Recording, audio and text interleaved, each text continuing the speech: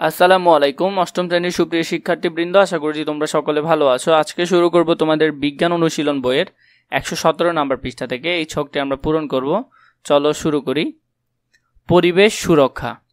পরিবেশ সুরক্ষার বিষয়টা আমাদের কারো জন্যই নতুন নয়। এর আগে বিভিন্ন শ্রেণীতে পরিবেশ সচেতনতার জন্য তোমরা অনেক কাজ করে এসেছো, কিন্তু তোমরা নিজের প্রতিদিনের কার্যক্রমে পরিবেশের উপর কী ধরনের প্রভাব পড়ে তা কি ভেবে দেখেছো কখনো? এই শিখন অভিজ্ঞতায় প্রত্যেকেই নিজের দিকে একটু ফিরে তাকানো যাক।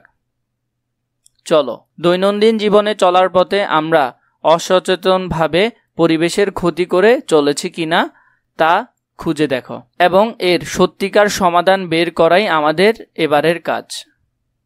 প্রথম সেশন, পরিবেশ সচেতনতা নিয়ে তোমরা আগে অনেক কাজ হয়তো করেছো। চারপাশের পরিবেশ দূষণ নিয়ে নিশ্চয়ই তোমরাও অনেক বিরক্ত থাকো, কিন্তু এই পরিবেশ দূষণ আসলে কেন ঘটে?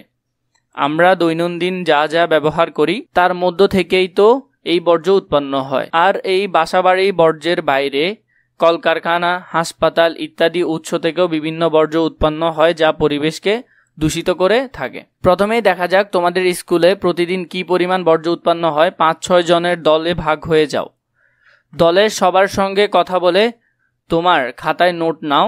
আজকে সারাদিন কি কি ময়লা আবর্জনা তোমার দলের সবাই মিলে ফেলেছ। চকলেট বা চিপসের প্যাকেট থেকে শুরু করে টিস্যু পেপার সবকিছু এর মধ্যে পড়ে। সবার তথ্য পেয়ে গেলে তোমার দলের তথ্য যোগ করে নিচে টুকে রাখো। ময়লার ধরন আর পরিমাণ।